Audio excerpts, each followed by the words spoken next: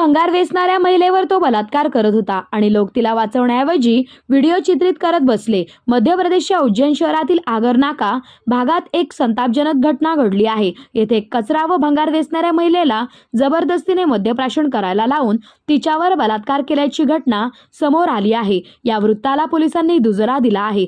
ही घटना बुधवारी दिनांक 4 सप्टेंबर रोजी घडली आहे। एका इसमाने या महिलेला लग्नाचं वचन दिलं होतं। त्याने तिला जबरदस्तीने मद्यप्राशन करायला लावलं आणि पदपथाच्या बाजूला त्याने तिच्यावर बलात्कार केला। घटनास्थळावरून पळून जाण्यापूर्वी त्या इसमाने तिला याबाबत कुठेही काही न बोलण्याची धमकी देखील दिली होती। महिलेला वाचवण्याऐवजी व्हिडिओ चित्रित करत होते। दरम्यान तो इसम महिलेबरोबर दुष्कर्म करत असताना त्या पदपथावरून लोक ये जा करत होते। मात्र हे पादचारी महिलाला वाचवण्याऐवजी बलात्काराचा व्हिडिओ चित्रित करत होते। या घटनेचा व्हिडिओ व्हायरल झाला आहे। पोलीस अधीक्षक ओमप्रकाश मिश्रा यांनी या घटनेची माहिती देताना सांगितलं की आगर नाका परिसरात एका महिलेवर बलात्कार झाल्याचा एक व्हिडिओ समाज माध्यमांवर व्हायरल झाला आहे। घटनेची माहिती व व्हिडिओ आमच्यापर्यंत पोहोचल्यानंतर आम्ही आरोपीला अटक केली आहे। तेच खबर महाराष्ट्र न्यूज उपसंपादक अंतोन श्यामसुंदर गायकवाड।